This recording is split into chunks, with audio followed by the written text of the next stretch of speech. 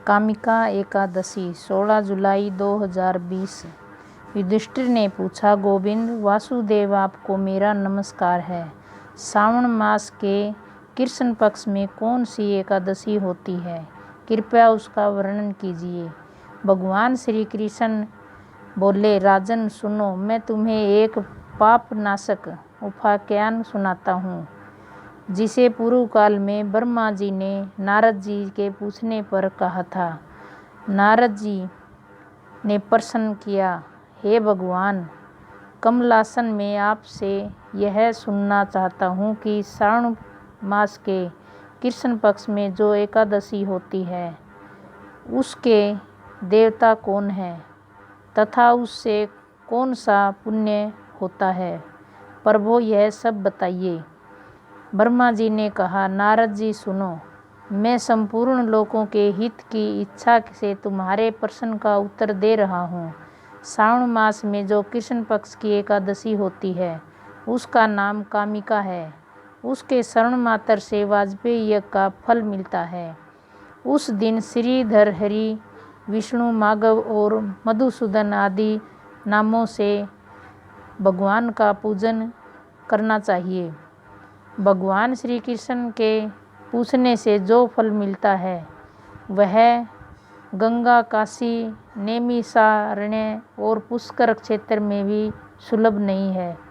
सिंह राशि के बृहस्पति होने पर तथा व्यातिपात और दंड योग में गोदावरी स्नान से जिस फल की प्राप्ति होती है वही फल भगवान श्री कृष्ण जी के पूजन से भी मिलता है।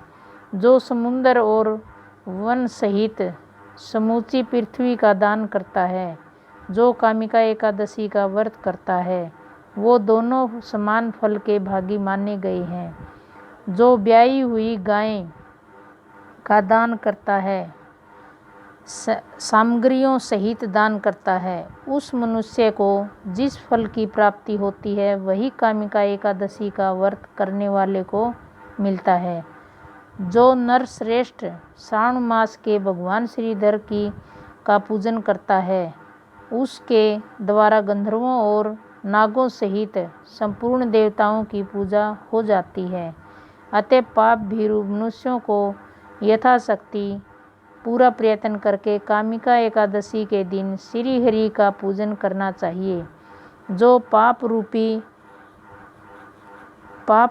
पंख से भरे हुए संसार समुद्र में डूब रहे हैं, उनका उद्धार के लिए कामिका एकादशी का व्रत सबसे उत्तम है। अध्यात्म विद्यापरायण पुरुषों को जिस फल की प्राप्ति होती है उससे बहुत अधिक फल कामिका एकादशी का व्रत करने वालों को मिलता है। कामिका एकादशी का व्रत करने वाले मनुष्य रात्रि में जागरण करके न तो कभी भयंकर यमदूत का दर्शन करता है और न कभी दुर्गति में ही पड़ता है। लाल मणि, मोती, वैदूर्य और मूंगे आदि से पूजित होकर भी भगवान विष्णु वैसे संतुष्ट नहीं होते जैसे तुलसी दल से पूजित होने पर होते हैं।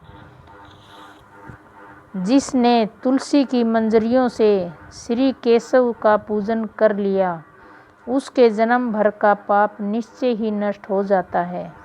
यह दृष्टा निखिला घंसमणि स्पष्टा वपुषवा वनी रोगणा व भिवान्द्र्यात्ता निरसनी सिक्त्यांक्रांतसिनी प्रत्यासतविधि धायिनी भगवान कृष्य सरोपिता न्यस्ता तत्क्षणे विमुक्ति फलदया तस्ते तुलसे नमः। जो दर्शन करने पर सारे पाप समुदाय का नाश कर देती है, स्पर्श करने पर भी शरीर को पवित्र बनाती है, प्रणाम करने पर रोगों का निवारण करती है, जल से सींचने पर यमराज को भी भय पहुंचाती है, आरोपित करने पर भगवान श्री कृष्ण के समीप ले जाती है और भगवान के चरणों में चढ़ाने पर मोक्ष रूपी फल प्रदान करती है, उस तुलसी देवी को नमस्कार है। जो मनुष्य एकादशी को दिन रात दीप दान करता है, उसके पुण्य की संख्या चित्रगुप्त भी नहीं जानते। एकादशी के दिन भगवान श्री कृष्ण के सम्मुख जिसका दीपक जलता है, उसके पितर स्वर्गलोक में स्थित होकर अमृतपान से तृप्त होते हैं। घी या तिल के तेल से भगवान के सामने दीपक जलाकर मनुष्य देह त्याग के पश्चात करोड़ों दीपकों से पूजित हो स्वर्गलोक में जाता है। भगवान श्री कृष्ण कहते हैं, युधिष्ठिर, यह तुम्हारे सामने मैंने कामिका एकादशी की महिमा का वर्णन किया है। कामिका सब पातकों को हरने वाली है, अतः मानवों को इसका व्रत अवश्य करना चाहिए। यह सर्वलोक तथा महापुण्य फल प्रदान करने वाली है। जो मनुष्य श्रद्धा के साथ इसका महात्म्य श्रवण करता है, वह सब पापों से मुक्त हो श्री विष्णु लोक में जाता है। व्रत खोलने की विधि: द्वादशी को सेवा पूजा की जगह पर बैठकर भुने हुए 7 चनों के 14 टुकड़े करके अपने सिर के पीछे फेंकना चाहिए। मेरे 7 जन्मों के शारीरिक, वांछिक, मानसिक पाप नष्ट हुए, यह भावना करके 7 अंजलि जल पीना और चने के 7 दाने खाकर व्रत खोलना चाहिए। अगर वीडियो अच्छी लगी तो लाइक करें, शेयर करें, सब्सक्राइब करें। Thank you.